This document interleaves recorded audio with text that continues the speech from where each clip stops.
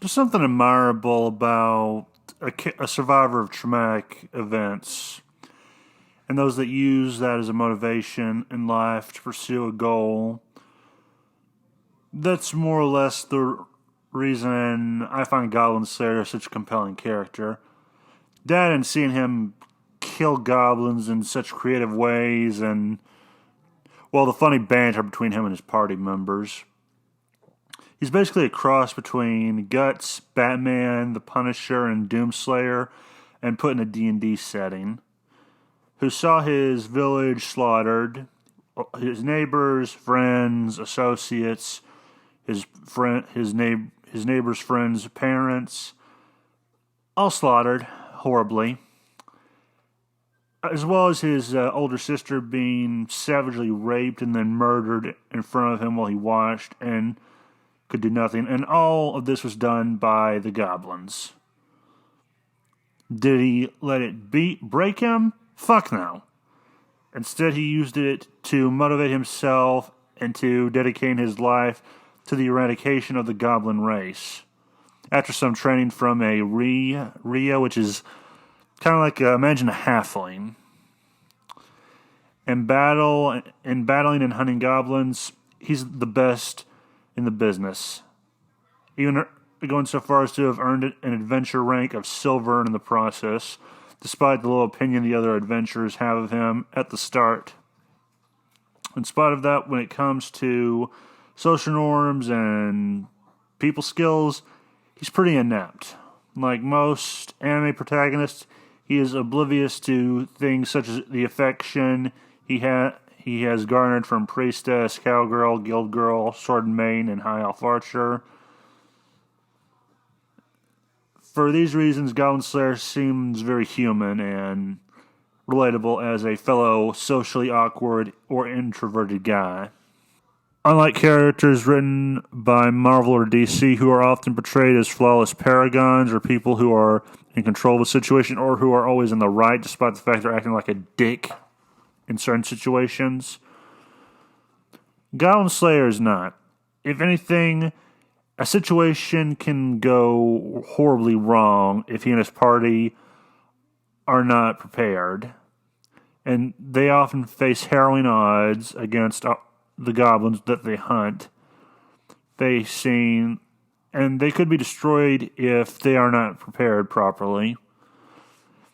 Also, similarly to Elric of Melniboné, Hellboy, and Geralt of Rivia, he is surrounded by a cadre of allies, all of whom he can rely on to help him combat the goblins and improve his personal skills, and all of whom possess unique appearances, skill sets, and personalities of their own. And this is all something that I think every good protagonist of a story needs. This is kind of why I like manga, because every protagonist needs a flaw or two to make them interesting and somewhere to make them human.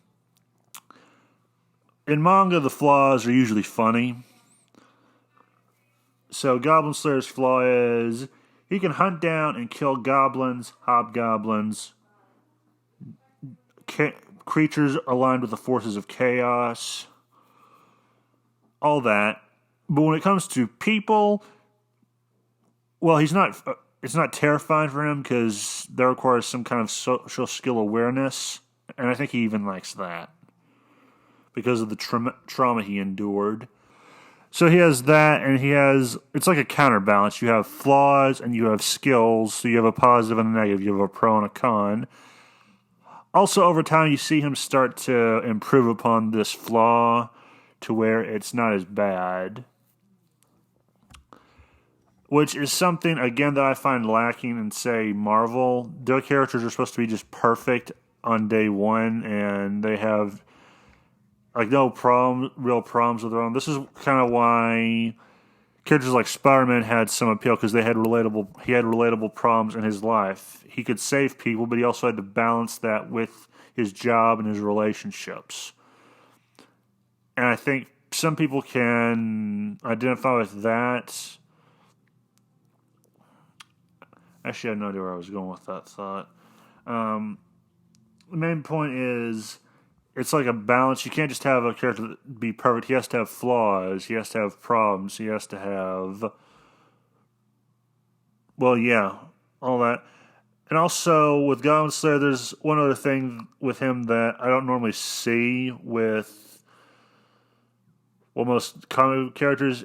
His equipment, there's some emphasis placed on the importance of the equipment he has, because he has a myriad of weapons and gear that he brings with him on adventures when he hunts down these goblins.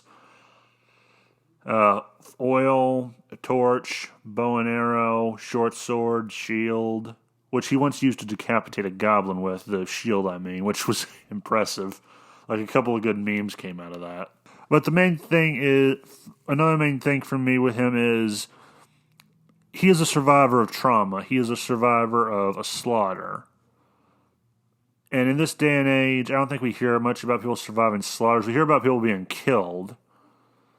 But I think if you went back far enough in history, you'd hear about villages being slaughtered by someone and not many people surviving from it.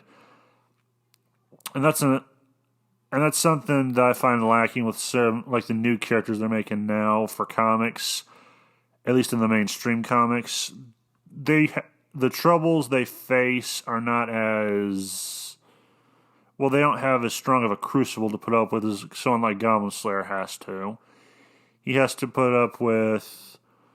Well, also there's certain restrictions on how he does things now since he's working with a party. Like he was told he can't use poison or fire, which is kind of disappointing because those are good ways to take out goblins. And back to the whole flaw thing. His flaw is actually kind of funny because, well, he says okay or I see a lot. So it kind of shows he doesn't understand certain things. Like, I find that relatable as a guy who used to be pretty socially awkward. I did not understand certain words or phrases or jokes growing up. Like, they would have innuendos or something. If you told me that when I was in middle school or high school, I would not understand it. It would just fly over my head like a bird. That's how Goblin Slayer sometimes feels with anything that doesn't involve goblins. Like he has either cute or beautiful women around him. A few of them actually have feelings for him. I mean, that's not relatable. That's just funny. That's one of the funny things about harem animes is that has some humor in it that American comics lack. Actually, I highly doubt American comics still have humor in them. They don't seem as funny. And the most important thing for me with this is he is relatable. Like, I've already said this before, but he's relatable not because he looks like me, because I don't have light-colored hair and I don't have scarlet eyes or crimson eyes. But he's relatable and identifiable on a either emotional or personal level. You can empathize with the things he has gone through. You can sympathize with the trauma he endured. You can sort of understand where he is coming from with why he wants to kill all goblins. Although he has stated he doesn't believe it's impossible for there to be a good goblin. He thinks there's a possibility. He'd just rather be safe than sorry. So he has considered what he's doing might have, I would say, ramifications, but not as much, because he's actually a well-studied guy when it comes to goblins. He knows their habits, their traits, how to attract them. He knows what happens if you leave one alive. They'll learn and adapt, and then they'll teach the other goblins what they've learned, what that individual goblin has learned, and they will become even more of a nuisance and a threat to civilization. So I find that interesting because most people in this day and age say they can't identify with someone unless they look like them. Goblin Slayer looks nothing like me. A lot of the characters I like usually don't look like me. They may look like Caucasians, but they're not. Like, there's some character, I mean, I'm white, and some of the characters I like are white, but that's not why I like them or identify with them. I identify with them because of their personality or their problems or their struggles. Like, take Hellboy, for example. He has problems. I can sympathize with him. I look nothing like Hellboy. He's just a guy who just wants to be the most insignificant person in the world, but he's not. He is forced to be a significant person by the world.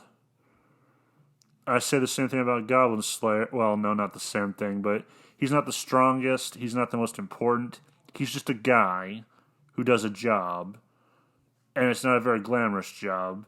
In some ways, you could compare him to being like a plumber. It's not a glorious job, and no one really thinks highly of you for doing it, but you have to do it. It's a job that needs doing, and you don't always get thanked for it. And that is the main crux of my argument, basically. These are just some things that I think writers could look at and take some inspiration from, because, well, one, I think Goblin Slayer is just an interesting character. He's fun. He is funny in some way. He is compelling in certain ways, especially when you get a look inside his mindset, because his mind is not a pretty place. It's pretty dark. But then again, when you consider what he's endured, that would make sense. But I would like more characters like that. I would like it to be dark and edgy sometimes, because Goblin Slayer could be dark and edgy, especially during those first chapters when you were introduced to him and you saw what goblins were capable of. I mean, it touched on a taboo subject in the West, or a subject that's at least taboo in the West. It's not taboo to talk about in Japan because they still have balls and a spine. So they're not afraid to touch on these subjects. And, yeah, no, that's about it. There's just some talking points I had gone over in my head and written down.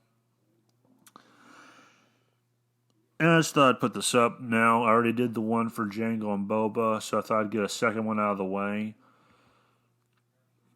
And, yeah, have a nice day. Just hope this gives you some food for thought. Remember, the game was rigged from the start.